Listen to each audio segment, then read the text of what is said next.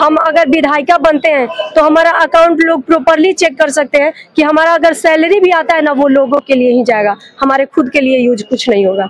Meeting करवाएं हर गांव में कि क्या हमें आना चाहिए चुनाव में या नहीं आना चाहिए, तो लोगों को ही ताकि हम चुनाव में आए, चुनावी मैदान में, क्योंकि बाहरी लोगों को डंप किया जाता है, कहीं और कोई फिक्स नहीं होता तो उनको अरवल में फिक्स कर दिया जाता है, तो ये कहीं ना कहीं हमारी जनता को गुमराह किया जाता है। और अरवल पे क्वेश्चन मार्क उठता है कि क्या अरवल में कोई नॉलेज वाले नहीं है, क्या कोई अरवल में चलाने वाले लोग नहीं है, जो कहीं से कहीं पे फिक्स कर दिया जाता है। आपके बारे में एक आज बात जनता के बीच में जाना शुरू हो गया है कि आप मैनेज कर चुके हैं मनोज शर्मा के साथ में, क्या ऐसा कुछ समझौता है? पता ही नहीं, हम भावनात्मक रूप से जुड़े हैं, उनसे हम दगाबाजी कभी नहीं कर सकते। हम अपने क्षेत्र के लिए आए, अपने लोगों के लिए आए, और हम उनके लिए अंतिम सांस तक लड़ेंगे। हम रहे ना रहे, लेकिन मेरा एक इतिहास जरूर रहेगा।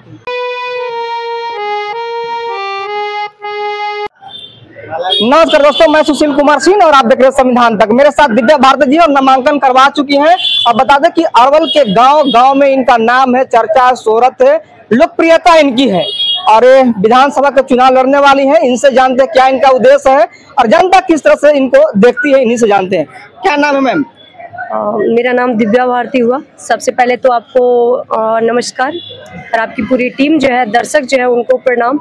और हमारे अरवल विधानसभा क्षेत्र की जितनी भी जनता है, जितने भी गार्जियन माताएं बहनें हैं, उन सभी को दीपावली की हार्दिक शुभकामनाएं, और अपनी बेटी को आशीर्वाद दे, यही कह के हम अपने क्षेत्र को दौरा करेंगे, और बेशक उनका आशीर्वाद मेरे पे है। क्या कहिएगा, नामांकन तो करवा लिए जी, अब प्रचार के लिए क्या तरीका होगा? जी, प्रचार का तरीका मेरा जो है वो रहेगा लोगों के साथ, लोगों के जिस भी लोग जहाँ भी जाएंगे, हम लोग अपने बातों को रखेंगे, जो भी हमारी विकास की मुद्दा है उसे रखेंगे, लोग प्रभावित होंगे और हुए भी हैं। जैसे कि हम पिछले 4-5 सालों से क्षेत्र का दौरा करें, शायद 27 पंचायत जो है हमारे विधानसभा क्षेत्र में आते हैं, उन 27 पंचायत में हम लोग दौरा किए हैं। 115 जो गांव आते हैं, उन 115 गांवों में हम टच किए हैं। तो हमें लगता है कि लोग एक विश्वास को खोज रहे हैं, एक बेटी को खोज रहे हैं।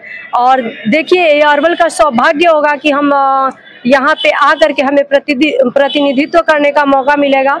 और हमारा जो सिंबल है वो भी एक वुमेन एम्पावरमेंट के लिए मिला है, जो कि सिलाई मशीन है। तो हम तमाम गार्जियन से, माताओं से, बहनों से आग्रह करेंगे कि एक बार अपनी बेटी पे ट्रस्ट करें, विश्वास करें और आशीर्वाद जरूर दें।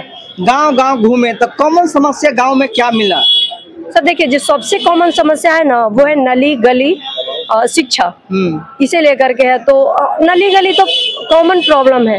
अगर एक विधायिका के रूप में अगर हम आते हैं तो ये हमारे लिए बहुत ही कॉमन प्रॉब्लम है, इसे हम अच्छे से सुलझा सकते हैं। लेकिन हमारा सोच इससे कई गुना ज्यादा है, और हम 5 साल नहीं मांगते हैं लोगों से कि हमें 5 साल चाहिए। जो हम वादा किए उसको हम 3 साल में पूरा करना चाहते हैं। और एक बार, क्योंकि देखिए 1980 से लोग लगातार वोट करते आ रहे हैं, अपने विधायक को देखते आ रहे हैं, लेकिन लोगों को मिलता क्या है? झूठा आश्वासन मिलता है, झूठा वादा मिलता है, और फिर वो विधायक न जीतने में क्षेत्र में आते हैं, न वो लोगों को दिखते हैं। लेकिन हम ये वादा करते हैं लोगों से कि जब भी हम जीत करके यहाँ से आते हैं तो हम पंचायत वाइज, हर गांव वाइज लोगों से घूमेंगे और उनकी समस्याओं को लिखेंगे, और उनकी समस्याओं को हम विधानसभा में रखेंगे। ऐसे हमें नहीं लगता कि हमसे जो भी समस्याएं वो छिपी हुई है।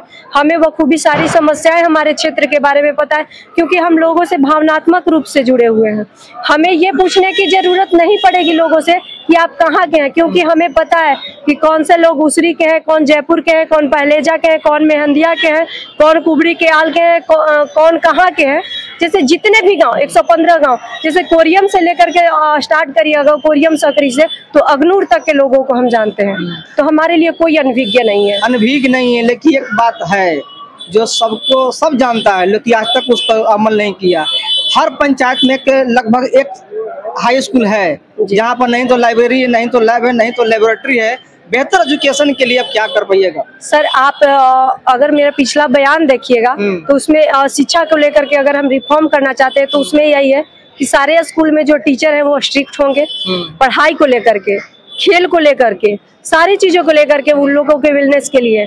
और जो भी है स्कूल है उसे लाइब्रेरी युक्त होना चाहिए।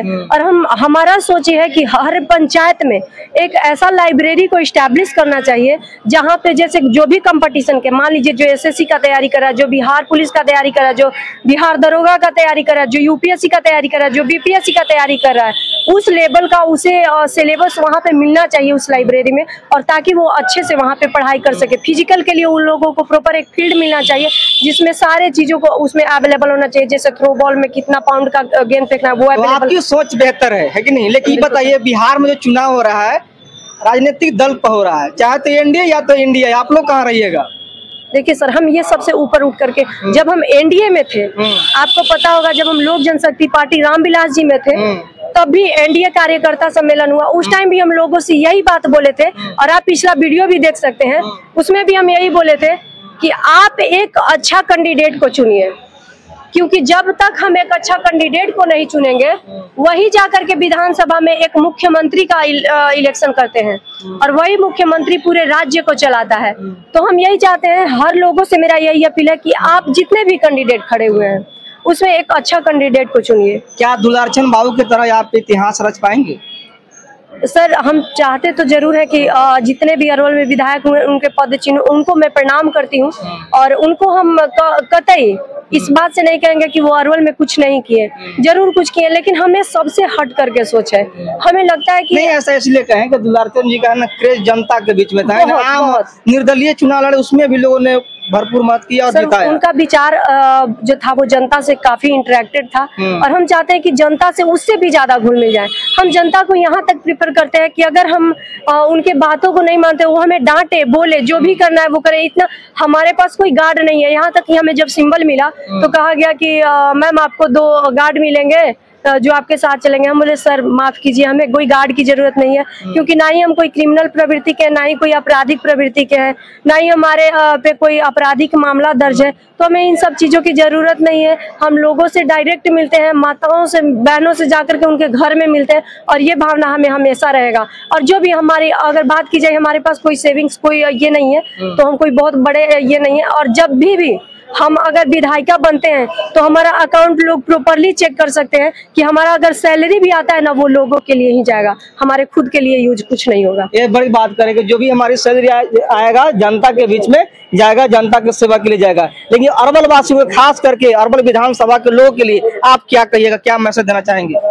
हम यही कहेंगे लोगों से कि प्लीज एक लोग ट्रस्ट करें, क्योंकि विश्वास पे दुनिया टिकी है और हर बार आप विश्वास किए हैं, हर बार किसी न किसी पे विश्वास किए हैं। एक बार अपनी बेटी पे विश्वास कीजिए, एक बार अपनी बहन पे विश्वास कीजिए और कहीं ना कहीं वो विश्वास है तभी हम यहाँ आए हैं, क्योंकि हम लोगों से राय लिए, लोगों से बात किए, लोगों से एक मीटिंग करवाए हर गांव में कि क्या हमें आना चाहिए चुनाव में या नहीं आना चाहिए। तो लोगों को ही था कि हम चुनाव में आए, चुनावी मैदान में आए, क्योंकि बाहरी लोगों को डंप किया जाता है, कहीं और कोई फिक्स नहीं होता तो उनको अरवल में फिक्स कर दिया जाता है। तो ये कहीं ना कहीं हमारी जनता को गुमराह किया जाता है और अरवल पे क्वेश्चन मार्क उठता है कि क्या अरवल में कोई नॉलेज वाले नहीं है, क्या कोई अरवल में चलाने वाले लोग नहीं है, जो कहीं से कहीं पे फिक्स कर दिया जाता है। आपके बारे में एक आज बात जनता के बीच में जाना शुरू हो गया है कि आप मैनेज कर चुके हैं मनोज शर्मा के साथ में, क्या ऐसा कुछ समझौता है? ये कतई नहीं हो सकता है, ये कभी नहीं हो सकता है, कभी नहीं हो सकता है। हम जनता के लिए, हम पहले भी बोले हैं कि हम किसी और पे हम ट्रस्ट नहीं कर सकते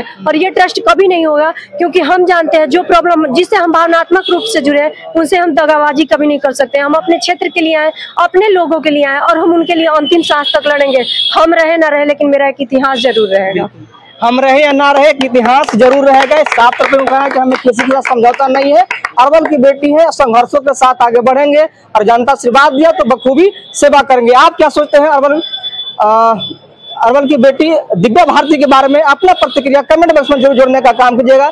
तब तक के लिए जय हिंद।